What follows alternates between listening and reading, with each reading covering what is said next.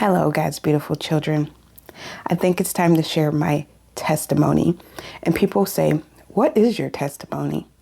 So, my testimony is literally my entire life. I feel some people are born into darkness, or they slip into darkness, or they voluntarily choose darkness. Well, I was born into darkness. In this video I'm going to separate it into 3 different parts: my childhood, my high school, teenager years, and my adult life and where I am now. So these are probably going to be long, but my life, I was born into darkness. My mother had extreme mental issues that was never dealt with other than with drugs. So I presume that, or I think that even before any of her children were born, that she had extreme mental issues from a very strict childhood bringing from her parents, and children probably wasn't her best option, but there was 5 of us, and so I was born from a mother with extreme mental issues, and her life was darkness as well, and she chose drugs, and drugs took her life. Now my father, his whole line was also mental issues. His mother, she thought she was literally Jesus. So as I grew up, everybody thought she was insane. But who are we to say that she didn't meet Jesus? What if she did? But she had mental issues too. So my father's whole line of children, brothers and sisters, had mental issues too. So this is why I say I was born into darkness.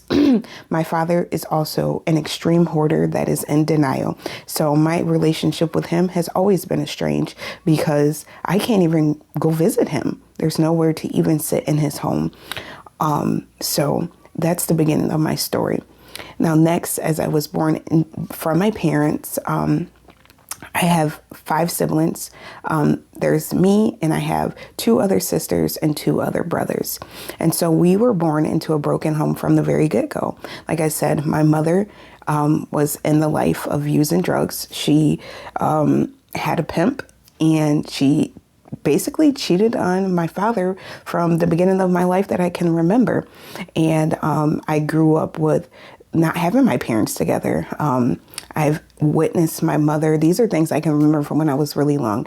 I witnessed my mother trying to take my dad out. And this is where God has been over my life. God has been in my life this whole time when he says, I will never leave or forsake you. So there are many things that I can remember from my childhood, as my mother was out there taking care of me and my little brother.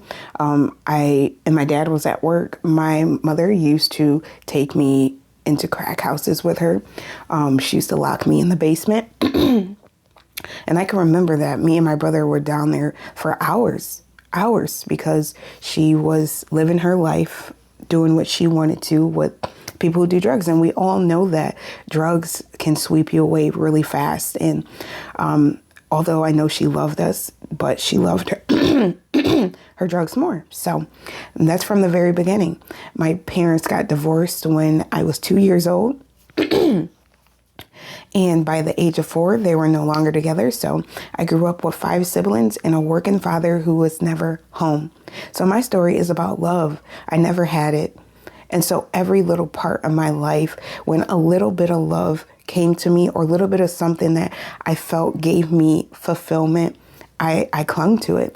And I didn't realize that these were things that were sent from the devil, but now I do. Now that my eyes are open and I can see where God worked around in my life, I can see where the devil has been after me and my entire family my whole life. So, with being at home, like I said, my father had to work and was gone all the time, and we had 5 siblings, so we did what we wanted to do. We had no supervision, really. We watched after each other. I was in multiple homes for babysitting, and thankfully there was amazing people that did take care of us. I will say that. But so my very beginning of my childhood, I remember trying to create little imaginary friends. And I used to write in a journal. I was alone all the time. And I was extremely alone because I was nothing like my brother and sisters. Like, I knew I was different. I was different my whole life. I didn't fit in. I used to be considered the snitch, the tattletale, goody two-shoe, and all those things. So I have been set apart and been different. And I felt alone since my entire childhood. I felt like I had no one, but I truly did have someone, because it's like, how did I get through all of that? And there's so many stories in my life, even as in childhood. I'm not going to sit here and tell all of them, but this is a testimony from the beginning of my childhood. And as I went through all of these things, I remember even being tormented for my weight by my own father. My entire childhood, he used to blame my mother being on drugs and not taking care of me as being the reason that I was overweight. He said that she would just shove anything down my mouth, and she was the reason why I was overweight. But later on in my life, I found out that that's not true at all. I had issues with my body that it was hard for me to lose weight. And so I grew up with that as well. So I never felt beautiful, because the one person who a girl is supposed to feel beautiful from, like, is the number one man in her life, and that is her father. And so I was tormented my whole beginning of my life about my weight, and it really scarred me later on in my teenage years and into my adult life too. I never felt like, if my father couldn't find me beautiful, that no man would ever find me beautiful. So that gave me anxiety into relationships. I couldn't trust anybody. I always knew, like, if my dad does not find me beautiful, neither will any man. So that part was very painful for me, because I lacked trust in anybody before I could trust them at all. So that's a big part of the beginning of my childhood.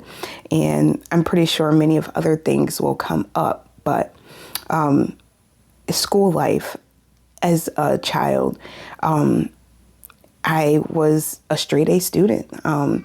Even though I had all of these problems, even in the beginning of my life, like my school life, I was a straight A student. None of my brothers and sisters were. They always struggled in school. Out of 5 of us, I was the only one, even in my childhood, that I had no issues with education. I was on the honor roll, and I flew through my elementary years with no problems. And I sit back and I wonder, like, okay, the beginning of my childhood, and I remember these things. I'm like, God, there have been so many times that just from my mother's childhood, I met my mother's life that she was leading, taking care of me. Like, God, you really had your hand on our family, because we know, like, the stories of what people who do drugs, and you're dealing with very violent people. Like, our family could have been taken out anytime, but we weren't. And as this being the beginning of my life, I sit here and I'm thinking, like, man, how did I walk through that fire and not get burnt? And I can't think. It was nobody but God. Nobody but God. And also, these things, these events in my life, I feel like they never permanently hurt me. And I sit here and I wonder, I'm like, how did that never bother my schooling? How did that never bother me having friends? How did that not bother my growth going into my high school years? Like, I truly felt like I walked through fire, but it didn't burn me though. Shadrach, Meshach, Abednego. Like, for real, that's what I feel like. So I'm pretty sure there's going to be more things that pop up about my childhood, but that's the beginning of it. And I'm going to hop into my second video soon to tell you about my teenage years. So God bless you all, and may peace be with you.